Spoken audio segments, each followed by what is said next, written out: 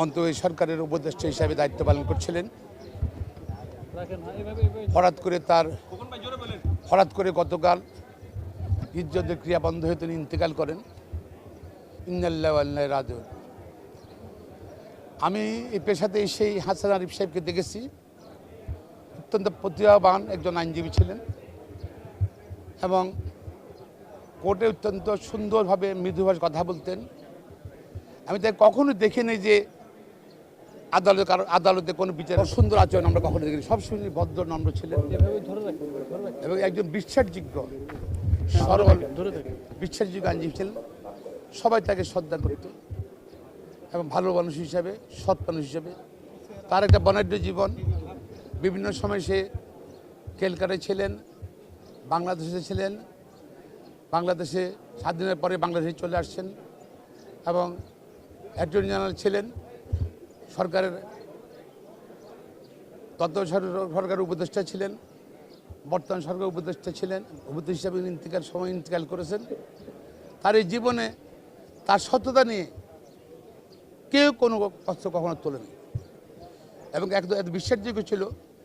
আমার মনে আছে কোম্পানির কোর্টে একটা মামলা, সেই সময় আমি নতুন আইনজীবী, 3-4 বছর হয়েছে এবং বাংলাদেশের ওই যে protection of minority share holder কোম্পানিতে প্রথম মামলা ছেড়েছিল মদিনা একটা লিমিটেডের।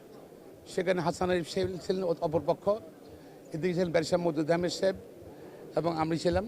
ওদিকে ডক্টর কামাল হোসেন সাহেব ছিলেন, আমির ইসলাম সাহেব ছিলেন, হাসান আরিফ ছিলেন, শাহ নাইম সাহেব, বিচার পরবর্তী বিচার শাহ নাইম সাহেব অনেকে ছিলেন এবং কোম্পানি করে শেষ পর্যন্ত বললো যে একজন মানে ইন্ডিপেন্ডেন্ট নিরপেক্ষ সভাপতি করতে হবে জেনারেল মিটিংয়ের জন্য।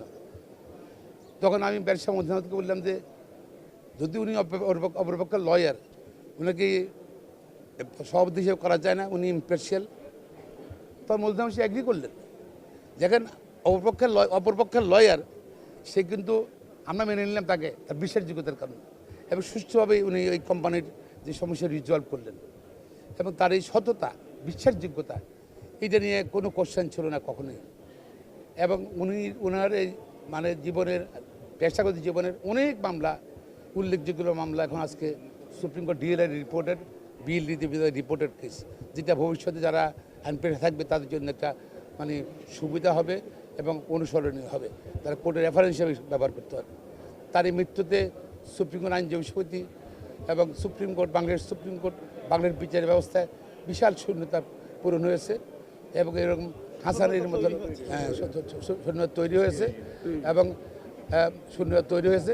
হাসান আরিফের মতন একজন লয়ার কখন হবে বাংলাদেশে আমরা জানি না, তবে আমরা তার আজকে এই মুহূর্তে তার সহকর্মীরা, তার শুভাকাঙ্ক্ষীরা শুধু এটাই বলতে পারি, প্রিয় পরম করুন আল্লাহ তাআলার নিকট তার জন্য শান্তি হয়, পরজগতে তিনি ব্যস্ত নসিব করে এই কামনা করি।